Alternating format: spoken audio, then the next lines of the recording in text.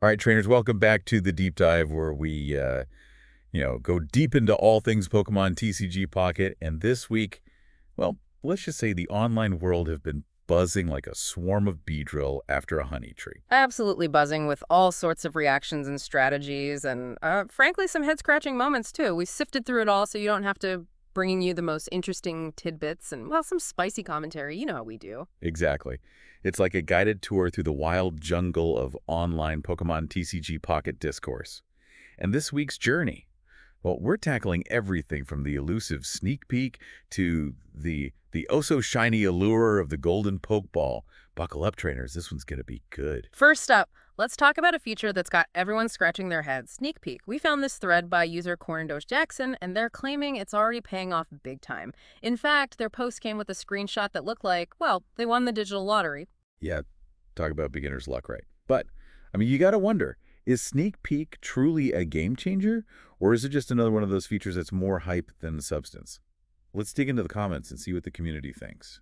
The comment section was a whirlwind, to say the least. Some players, like Youth Bangzats, were singing its praises, saying they were practically swimming in EX cards thanks to it. Another user, UoddHistory6313, even claimed a perfect sneak peek record. Part of me wants to believe, but... Right, but then you've got folks like URedman711 who were completely lost, couldn't figure out how it was supposed to work at all, and poor UWolfGuy77, they got absolutely bamboozled by that flashing banner that pops up, thinking it meant a guaranteed peak. Spent 36 Wonder Glasses chasing that dream, only to realize it was, well, not quite the guaranteed win they thought it was. That's a good point. When the interface suggests something that isn't always true, it's no surprise players get frustrated. It's like, imagine thinking you found a rare candy only to realize it was just a regular old potion. And then there were the comments that just made us laugh. Yeah. Yusuf Kevin straight up said, it's random. And you know what? They're not wrong. Sometimes the internet needs that kind of blunt honesty. Keeping it real, always appreciated. And speaking of honesty, we found a deleted user whose cynical remark about the feature never actually working well, let's just say it resonated with a lot of people. Your Chandler put it perfectly. Nobody would know since it never happens. You could practically feel the collective eye roll through the screen. Shared pain is a powerful bonding experience, right? But the real head-scratcher was the whole debate about peaking at the previous position. Apparently, some players, like Uambot and Udua, think they've cracked the code, claiming some crazy success rates. I admire the dedication, but... It makes you wonder if they're seeing patterns where there are none. Maybe it's just confirmation bias, noticing the hits and ignoring the misses. Could be. But hey, if it works for them, right? Now, for a truly wholesome suggestion, we have Ustanstrainy, yeah, that's their username, proposing a simple coin flip before each peak. Adds a little bit of, ritual to the whole thing. I like it. Adds a bit of ceremony to the randomness. Though a plant pot stew, bless their heart, responded with a tale of such abysmal luck. 7 Mr. Mimes in a 10-pack pull. That's rough. That's not just bad luck. That's a whole Mr. Mime convention happening in their digital collection. Ouch. But hey, at least they have a story to tell, right? Moving on, we had a real good take moment from Ucastia. They admitted to being initially confused by the feature, having one of those, wait, I get it now, I'm an idiot moments, and sharing it publicly. You gotta appreciate that kind of self-awareness online. It's like a breath of fresh air. Absolutely. And then on the flip side, we had the inevitable bad take comment. Yeah. The kind that gets downvoted to oblivion with negative karma. When a comment gets nuked that badly, it's a pretty safe bet it was either offensive, unhelpful, or just plain wrong. Or maybe all of the above. But enough about Sneak Peek for now.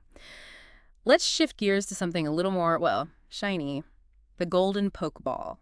We found this intriguing post by Ulfrithlar simply titled, Genuinely How It Feels. And while they didn't include an image, you can practically feel the longing, the envy, the sheer desire radiating from that title. Oh, I can totally picture it. It's like, imagine the digital equivalent of Gollum gazing at the One Ring. That's the power of the Golden Poké Ball. It's a symbol of, digital status. And Yule Times Return, the top commenter, kicked off a fascinating discussion about the value of a golden staple card versus a golden Pokemon. They argue that the Golden Poké Ball, being a staple, will always be relevant, while a golden Pokemon might rotate out of the meta. Makes sense. It's like, do you want a gold-plated hammer that you'll use every day or a gold-plated statue that might just gather dust? Exactly. But of course, the debate wouldn't be complete without some passionate counterarguments. Users like a Pop Carney, U Walker Spider, and Zero0604 were quick to jump in and defend the current meta relevance of Mew. They're basically saying, hey, that gold-plated statue might be pretty useful right now, thank you very much. It's all about perspective, right? But then we get to the philosophical musings of your friend of Smelly Tabor, who wonders if anything could ever truly replace the iconic Pokeball. And another social freak even threw out some ideas for like Great Ball, Ultra Ball, even Master Ball variants. Imagine pulling a Golden Master Ball. The flex potential would be off the charts. Talk about a power move. But honestly, the best part of this whole thread was seeing the genuine excitement from those lucky enough to pull the Golden Pokeball. Cold Drop 8446 was over the moon, felt like they'd hit the digital jackpot. And all 30, their story was like something out of a movie, pulling it on their very last pack bot with hard-earned hourglasses. The drama, the tension, the ultimate reward. That's the kind of stuff that makes you believe in the heart of the cards, you know. And then we had the visual parade of golden glory. Uoak Entertainment, 1706, Merplimes, Udave 51, and a whole bunch of other sharing screenshots of their gleaming prizes. It was a digital gold rush. Pure, unadulterated joy. But of course, not every attempt at flexing lands quite as well. We had a couple of zero karma comments from Umeterdman and Uglitched out 420. We can only speculate on what went wrong, but maybe, just maybe, they forgot the golden rule of online bragging. A little bit of humility goes a long way. You live and you learn, right? But all right, buckle up, because we're about to enter the fascinating world of digital hoarding. We stumbled upon this user, Oathsnest69, who revealed they had accumulated a staggering 3,000 hourglasses. And the kicker, they hadn't spent a single one since launch. 3,000. Now that's impressive. It's like stumbling upon a vault filled with, well, digital potential. The top comment from You Cold Drink perfectly summed it up. Pure willpower. And Usness69 themselves described it as dragon hoarding its treasure, which, let's be real, is the most accurate analogy ever. You could practically hear the My Precious echoing in the background. It's fascinating, isn't it? Different players have completely different approaches to the game's economy. Some are all about the instant gratification of opening packs, while others, like Usness69, derive satisfaction from the slow, steady accumulation of resources. And you know what makes this even more interesting? We found a later thread where a user, Udojime, admitted to using every single hourglass they get. It's like the ultimate clash of digital spending habits. But let's not forget the anxiety factor. Isness69 actually expressed concern about not reaching Master Ball rank and missing out on those juicy hourglass rewards. That's real dedication, folks. Talk about pressure. But it shows how the game's reward system can really influence player behavior. The fear of missing out is a powerful motivator. No doubt. And then we had a good take comment from Nothing But the Truthy, who pointed out the irony of potentially paying for more packs while sitting on a mountain of free ones. It's a valid question. Are those hourglasses just turning into digital dust bunnies? And for the bad take of the week, well, we have Yabluwave 2020 accusing Usness69 of using some elaborate God Pack Wonder Pick strat to accumulate those hourglasses.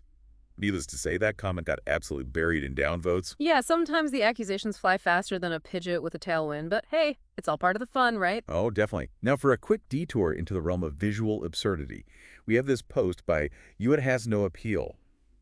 Their Giratina card was, well, let's just say it looked like it got caught in a digital blender. Glitches happen, especially in the digital world. The comment section was a goldmine.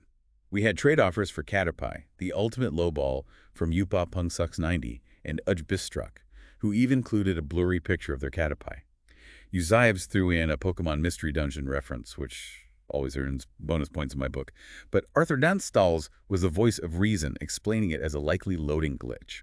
Makes sense. Digital cards can't get bent in the mail after all. Exactly. And for the bad take award, in this particular case, we have Yukaku Shimahari vehemently denying the possibility of a bent pack theory. Now, this theory makes sense in the context of physical cards, but in the digital world, not so much. Their comment got downvoted faster than a Magikarp trying to use Splash. The community has spoken. Digital cards follow different rules. All right, moving on. Let's dive into a surprisingly emotional topic. Post-match? Thanks. We found this post by Usactil lamenting the fact that they only received 2 thanks in 2 hours of ranked play.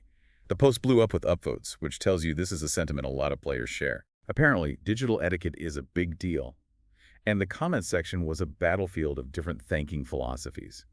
We had U22 Savage 21211 and Ujog 6 or not, who absolutely refused to thank anyone running the Druddigon Rocky Helmet combo, which apparently is the peak of unsportsmanlike play in Pokemon TCG Pocket. Interesting. I wonder if there's a perceived correlation between specific decks and sportsmanship. Could be. Then again, you have Utilor as my Funko hitting us with the cold hard truth. It's ranked play, not thanked play. No room for sentimentality in the digital arena, it seems. It's that constant tension between the competitive drive and the desire for, well, basic human decency. Ain't that the truth? The conversation even went down the rabbit hole of bots in ranked play, with users like Ufinners304, UCimpossible IRL, and UCJsRL debating whether bots are programmed for politeness or if they just straight up ignore social norms. I mean, if a bot beats you, does it really matter if it says thanks? Philosophical question for the ages. But the bad take award for this topic definitely goes to Emerbectin's dismissive. Not hard to thank either, DK. What's your point? That comment went down in flames, karma-wise. Seems like a simple thanks can really make a difference in the digital world. It's about acknowledging the other player, even in defeat. It's a small gesture that goes a long way. Couldn't have said it better myself. And there you have it, trainers. Another week, another deep dive into the wild, wonderful, and sometimes downright bizarre world of Pokemon TCG Pocket. We've decoded the mysteries of the sneak peek, gazed upon the splendor of the Golden Poké Ball, and even contemplated the etiquette of a digital thanks. The online community never fails to surprise us. It's a constant source of insights, entertainment, and, let's be real, a healthy dose of digital drama. Absolutely. Yeah. So as you head back into the digital arena, remember to ask yourself, are you a sneak peek believer or a skeptic? Are you secretly hoarding those hourglasses like a digital dragon? And most importantly, are you spreading the love with a post-match thanks? Until next time, trainers, keep those cards battling and those comments coming. We'll see you next week for another deep dive.